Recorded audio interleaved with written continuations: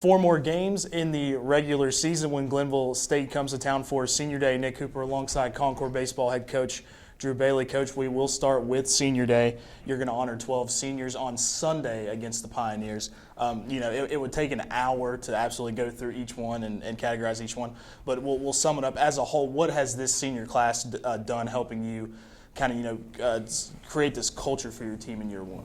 I think it's a mixture, right? Some of these guys I recruited, some of these guys I did not recruit.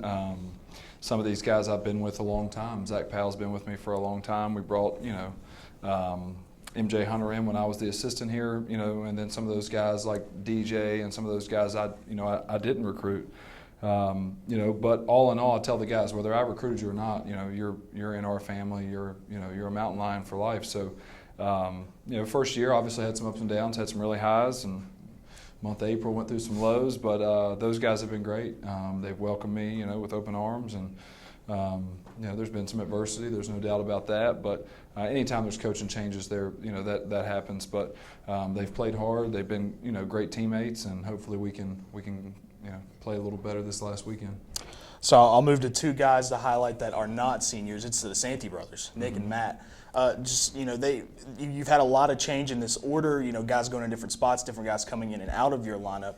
Just talk about the DeSanti brothers and their ability to be, a safety blanket at the top of that order when some of your guys need some juice. Yeah, those guys have done a great job.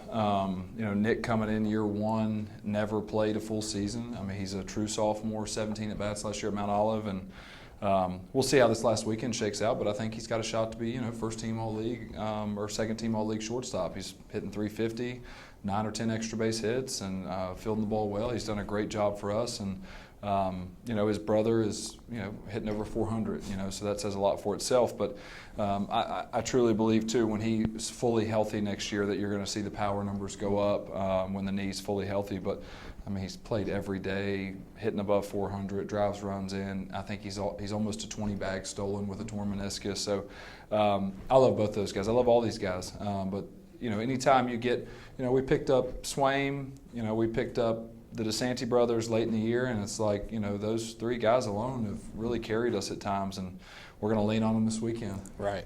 Coach, so, we'll move to the task at hand, Glenville State. No secret, one of the hottest teams in not just the MEC but college baseball in general. They 10-game win streak.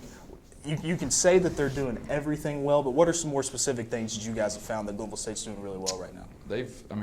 Defensively they've been good, and they've pitched the ball really well. They pitched the ball at a high level, so we've got to swing the bat in the right counts and not chase. And they are susceptible to walk some guys, but so are we. But they've done a great job. Jimmy coaches those guys hard. They'll bunt. They don't run a ton, but they're going to move runners when they need to, and they're aggressive. As far as first pitch swinging percentages, like they're one of the highest teams in the country. They're going to swing first pitch. So we've got to make adjustments there, spin the ball, change up, fastballs in. We've got to make our pitches, but we're looking for a good series, looking to play better. Got the month of April out of the way. Hopefully we get off to a better start in May, but that's just baseball, that's life, and we prepare the best we can. We had 3 straight days where we scrimmaged and had a machine scrimmage, and we had some competitive juices flowing, and hopefully that'll carry into game 1 tomorrow. Coach, you mentioned their elite pitching rotation and how they're playing right now, but I want to talk a little bit about their lineup. They've also had some guys kind of fluctuate in and out of that lineup, but they have 7 guys with 23 RBIs or more. They're kind of really evenly spread out. What's the message to your pitching staff going into the last regular season series of the year against that kind of balanced lineup? Well, we've got to spin the ball better.